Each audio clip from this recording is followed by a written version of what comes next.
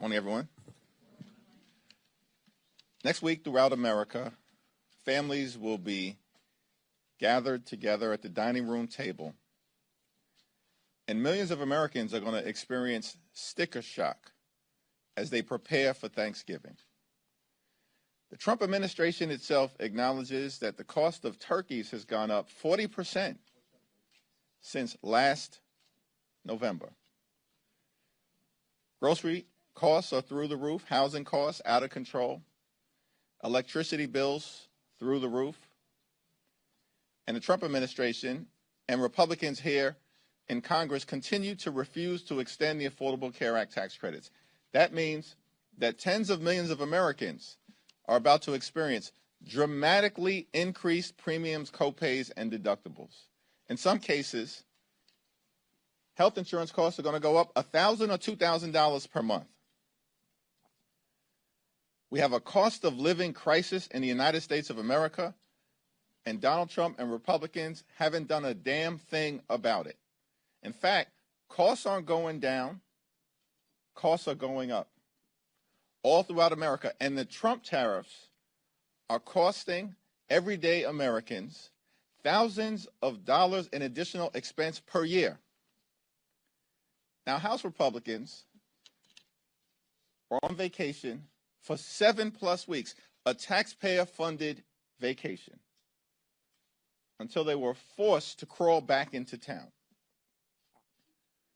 We have a week of legislative session that began on Monday and will last until Friday.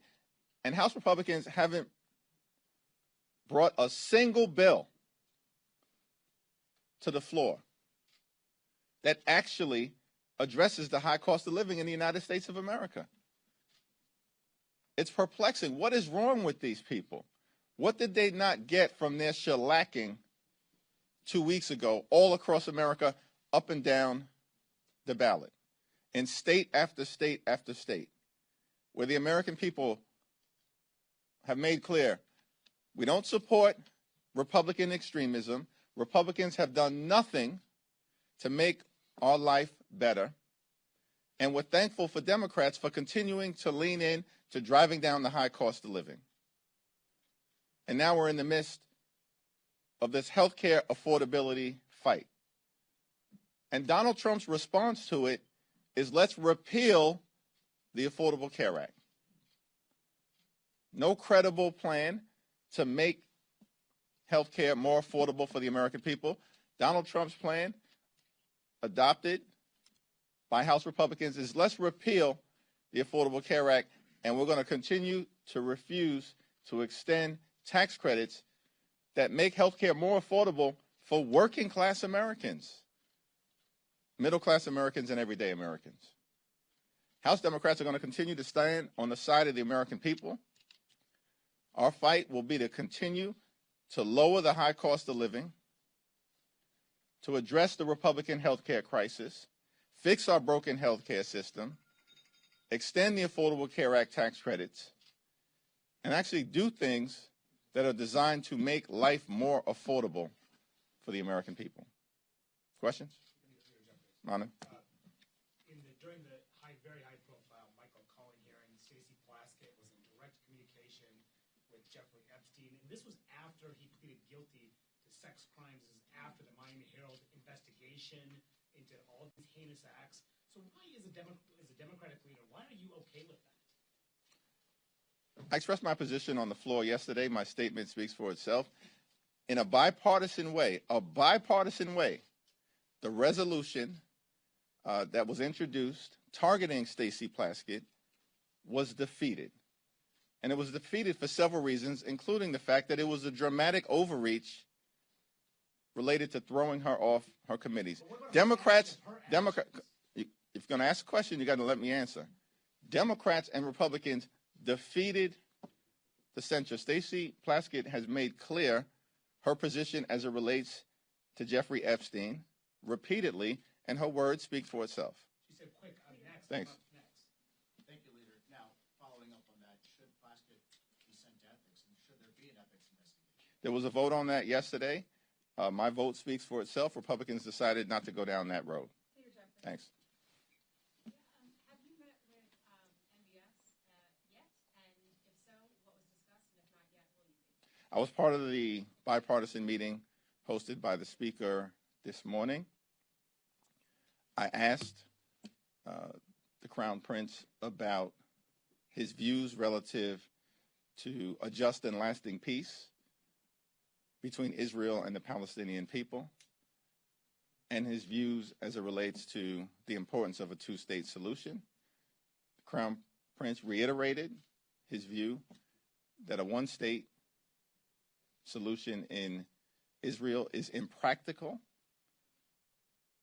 and that the best path forward, of course, involving the reconstruction of Gaza, is to eventually find a robust path toward a safe and secure Israel, living side by side in peace and prosperity with a Palestinian state. I support that position.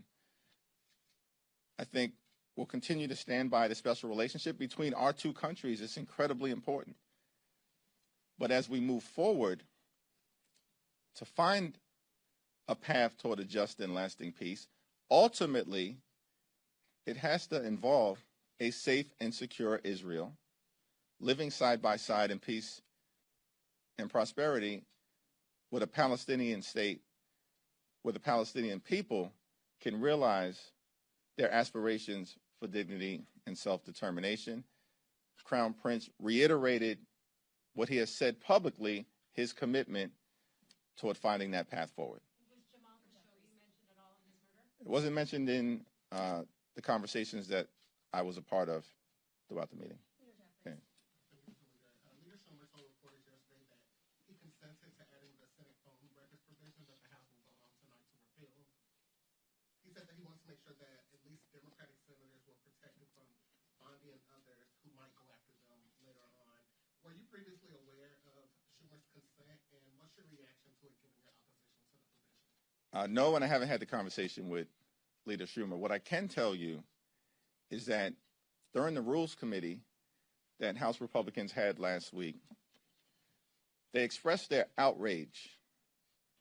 Republicans expressed their outrage at this Republican senatorial slush fund that was put into the spending agreement that they all voted for, notwithstanding the outrage that 8 Republican senators have basically built into law a slush fund that will give those senators millions of taxpayer dollars. That's special treatment for United States senators in the Republican Party, part of the bill that they all voted for last week. Now, later on today, we're going to be voting on legislation to remove that Senate slush fund that benefits 8 Republican senators. But apparently there's no agreement between Speaker Johnson and Leader Thune that the Senate Republicans will take up that provision, which reinforces the point that everything that House Republicans do is for show. It's not serious. It's not designed to get an end result. And that's why Republicans are suffering all across the country, why the American people, the overwhelming majority of the American people, know that the country is moving in the wrong direction, that the economy is broken, that the Republican control of the House, the Senate, and the presidency has been a disaster for the American people, because everything House Republicans do is for show. They can't even get a commitment from Senate Republicans to take up legislation to remove this multi-million-dollar taxpayer-funded slush fund to benefit corrupt Republicans in the Senate. It's time for the House to start to actually do things that matter for the American people in the middle of a cost of living crisis that's devastating hardworking American taxpayers all across the country. But Republicans throughout this week have shown zero interest in making life better for everyday Americans. They continue to be all about the wealthy, the well-off, and their well-connected GOP donors. Thanks. Back. Yep. Thank you. On the Affordable Care Act, Democrats are, obviously you said you want an extension of the tax credits. The president says he won't sign that. Senate and House Republicans are talking about various other alternatives. Is there a potential for compromise here? And if so, where does that originate from? Because it seems like parties are talking past each other. We're in the middle of open enrollment right now, so tens of millions of people all throughout the country realize that their health insurance premiums are skyrocketing because of the Republican refusal to extend the Affordable Care Act tax credits. And during the Trump Republican shutdown, we repeatedly indicated that we want to work together in good faith with the other side of the aisle to address the Republican health care crisis. And Leader Schumer even offered a very reasonable proposal, which is a one-year extension of the Affordable Care Act tax credits, and then a bipartisan commission to discuss fixing our broken health care system moving forward that Republicans continue to devastate. And Republicans refuse to take yes for an answer. And so at this moment in time, the House Democratic position is very clear, very simple, very easy, very straightforward. A 3-year extension of the Affordable Care Act tax credits before they expire on December 31st of this year. If Republicans refuse to act, the American people will understand why their health insurance premiums are through the roof and why tens of millions of Americans will no longer be able to go see a doctor when they need one. Leader Jeffries. Thank you so much, Leader Jeffries. House Oversight Chairman Comer said yesterday on the floor that you had Jeffrey Epstein over for dinner and took money from him back in 2013. This was after he was on the sex offender list. Any comment on that? And will you be holding members accountable regardless of party affiliation if there were any misdeeds related to the Epstein? Was that a serious question or a serious statement from malignant clown James Comer, that I had Jeffrey Epstein over for dinner, that I accepted money from Jeffrey Epstein? What's extraordinary to me about the clown show on the other side of the aisle is that they lie with impunity on things that are objectively verifiable. And why do they do that? It's because for months, Republicans have been burying the Jeffrey Epstein files. Not Democrats. Our view continues to be the same.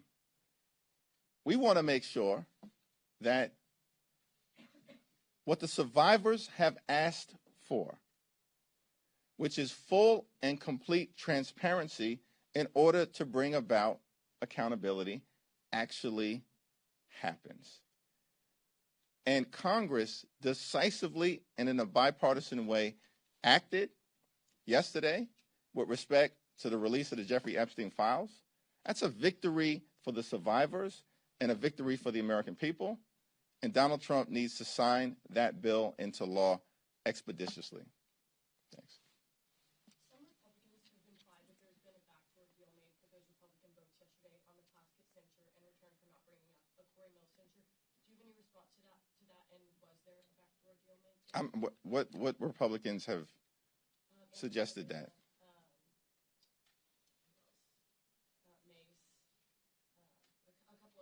Yeah, the only thing that I can say is that Democrats are not going to unilaterally disarm. And there's a long list of Republicans worthy of censure. A long list of Republicans. Not enough time in the legislative calendar if Republicans want to go down this road of censuring members or throwing them off committees. Thanks. Back row. A couple months ago, you had done an event downstairs with Jared Golden to promote a discharge petition on restoring some collective bargaining rights for federal workers. That discharge petition hit 218 on Monday. I'm just wondering what happens now. Do you anticipate that will be called up? Will there be a vote on that bill in December? Well, Speaker Johnson is required, pursuant to the discharge petition, to set in motion an up or down vote on restoring collective bargaining for hardworking federal employees. And that's a bipartisan discharge petition that will trigger that vote. So we know the votes exist in the House of Representatives. But this is another example of Republicans attacking hard-working American taxpayers, working families, members of organized labor, everyday Americans and middle-class Americans who benefit from union involvement and union participation and collective bargaining against powerful interests across the country. The House Republican majority has been a complete and total failure. They have failed the American people. Life has not gotten better, despite all of their promises to lower the cost of living on day one. Costs have not gone down. Costs have gone up. And the American people know it's because of failed Republican policies. Thanks. Thank you, Leader Jeffries. Throughout shutdown, you really emerged on the national stage, and President Trump didn't hold back his attacks. I know this may sound perhaps counterintuitive, but it does give you perhaps more confidence that he sees you as a strong opponent, the one who can move the political needle, and reconsider presidential run 2028. Well, I appreciate you suggesting that throughout the shutdown I emerged on the national stage. I think my mother has done a good job of circulating talking points in that regard. But this fight was always about the American people and putting the American people first. And we're going to continue to lean into that fight, to lower the high cost of living, to fix our broken healthcare system, and to clean up corruption. In the Congress, that is going to start with making sure we prohibit stock trading by members of the United States Congress. And of course, we've got to deal with corruption within the Supreme Court and in the administration, the most corrupt administration in American history. Our focus on the non-governmental side will continue to be taking back control of the United States House of Representatives, because that's the most significant thing that can be done to begin the process of ending this national nightmare that has been visited on the American people by Donald Trump and Republicans. And Democrats are going to take back control of the House of Representatives. And we're going to do so decisively. This whole notion, it was always a fantasy. Some people bought into it. This whole notion that Republicans were going to be able to gerrymander their way into rigging the midterm elections, and Democrats in the House were just going to unilaterally disarm, roll over, and play dead was a fantasy. And I told that to Mike Johnson months ago, directly. This is not going to end well for you. I told that directly to Mike Johnson, early, when it was suggested that Texas was going to move aggressively. Because they must have us confused. We recognize the urgency of the moment. And in state after state, we will continue to decisively and forcefully respond, as we've done in Texas, in California. We're doing it now in Missouri, on the ground, in Virginia, in Illinois, in Maryland, litigation in New York, pushing back against their efforts in red states throughout the country, and of course, with a decisive legal victory in Utah. So our focus is on making life better for the American people, stopping this Donald Trump-inspired effort to gerrymander the national congressional map in order to rig the midterm elections. They started this redistricting fight. We will end it. And that's the reality that extreme MAGA Republicans are confronting right now. That being said, just to follow up on that, though, in light of the Texas ruling yesterday, do you worry at some point some of your counter efforts could also be invalidated? The Texas congressional map that was racially gerrymandered in violation of the law was declared to be unconstitutional in an opinion written by a judge appointed by Donald Trump who centered that opinion on the corruption and the incompetence and the clear racial motivation of the Department of Injustice. That's the reality of that decision in Texas. It was as clear as day that Donald Trump and Republicans violated the 14th and the 15th Amendments of the United States Constitution. And then they jammed that gerrymandered map down the throats of the people of the great state of Texas in the dead of night. In California, it was a democratic process that ultimately was presented to the voters in the form of Proposition 50. And I'm thankful for the leadership of Governor Newsom. The congressional delegation in California did a tremendous job with respect to the leadership that we saw from everyone.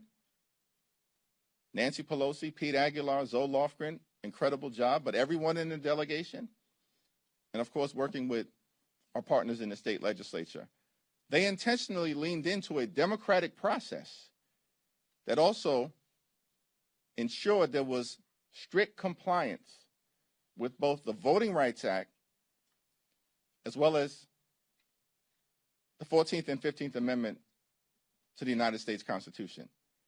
Very different process.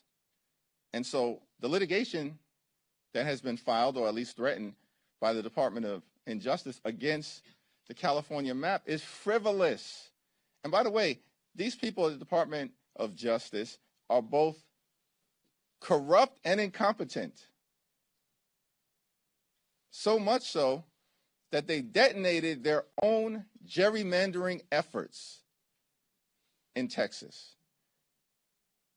And because Texas has fallen, these people are now in full panic mode because they've set in motion a process that is not going to work out well for them in the end. Thanks. Thank you, Mr. Leader. You said just a moment ago that there's a long list of Republicans worthy of censure. Nancy Mace is going to be offering a privileged motion to censure Corey Mills later today. How do you plan to vote on that resolution, and will Democratic leadership be whipping your caucus for this vote? We haven't had a conversation about the resolution because we haven't seen the resolution, so I'll have to take a look at it. Thanks. Yes? President Trump has been posting on social media recently about health care, specifically saying that the only health care he will support is sending money directly back to the people. Has anyone from the White House or Republican Party approached you or anyone else in the Democratic Party about a specific plan? No, there hasn't been a single bit of outreach from Donald Trump or the White House about confronting the Republican health care crisis because they're not serious about it.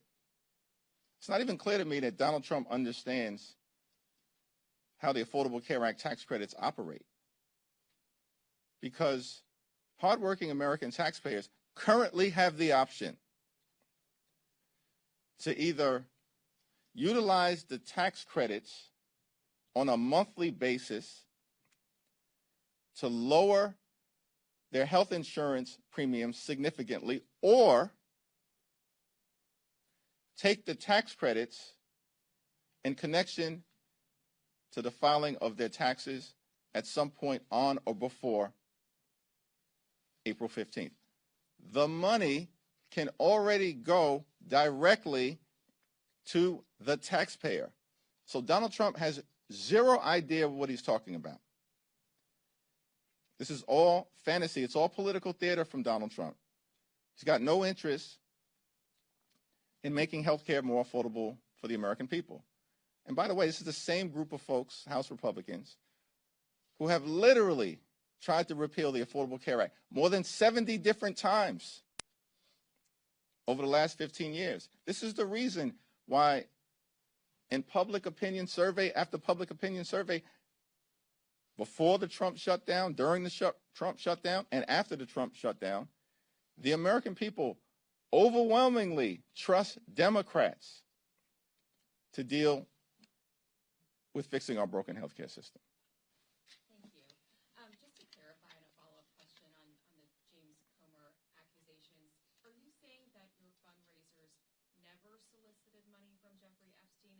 stage for a meet and greet? Because he's saying that there's emails proving that. I have no idea what James Comer is talking about in terms of anything that any prior consultant may have sent. I had no idea about that either. But James Comer apparently made the representation on the floor of the House that I sat down with Jeffrey Epstein, had dinner with Jeffrey Epstein, have contributions from Jeffrey Epstein. He's a stone cold liar, and James Comer knows it. This is all part of an effort to try to deflect from their failures as a House majority to deal with the issues of importance to everyday Americans, and of course, to the fact that Republicans have been running a pedophile protection program for the last several months until the survivors, partnering with a handful of courageous Republicans led by Representative Massey, partnering with Representative Connor, and House Democrats forced Donald Trump, forced Mike Johnson, and forced the Republicans to capitulate so that the American people could have the transparency that they deserve. And just a quick Thanks. follow-up, do you regret that Stacey Plaskett did what she did, and is that something that you would tell other Democrats not to do in the future? I think that Stacey Plaskett has spoken extensively on this issue, and I'll let her words speak for themselves. Thank you. Following up on ACA, I know you mentioned your position is the district petition for the 3-year extension, but what about something like the Kevin Kiley, Sam Ricardo, the bipartisan bill that does, it's a 2-year extension, it adds income taxes, a couple other conditions. Is that something that leadership could get behind? Yeah, the House Democratic position right now, supported by the overwhelming majority of House Democrats, is a 3-year extension of the Affordable Care Act tax credits. Now, Republicans have repeatedly been given the opportunity to take yes for an answer and to address this health care crisis that they've created, which includes but is not limited to the largest cut to Medicaid in American history. That's what they did in their one big ugly bill. And as a result of what Republicans have done, hospitals, nursing homes, and community-based health centers are closing all across the country, including in rural America. This is devastating everyday Americans. And at the same period of time, Republicans set in motion a possible cut to Medicare. They're going after the Centers for Disease Control, $1.7 billion cut to the CDC. That will be the largest cut in American history. In this appropriations process, that's what Republicans are trying to do. They also want to enact the largest cut, about $500 million, to the National Institute of Health. That will be the largest cut in American history. And on top of all of that, Republicans continue to refuse to extend the Affordable Care Act tax credits, jeopardizing the health and well-being of tens of millions of Americans. Mike Johnson has said he's got no interest in dealing with this issue. There's no urgency. We're back this week full-time. He's done nothing. No bills, no discussion, no outreach. Why? Because Republicans aren't interested in making life better for everyday Americans. Republicans, like they did in their one big ugly bill, largest cut to Medicaid in American history, ripped $186 billion in SNAP funding from hungry children, seniors, and veterans. And why did they do all of that? To provide massive tax breaks to their billionaire donors, which they made permanent. But now Republicans can't even find a dime or the time of day to extend the Affordable Care Act tax credits for tens of millions of working class Americans. Shame on them. Thank you.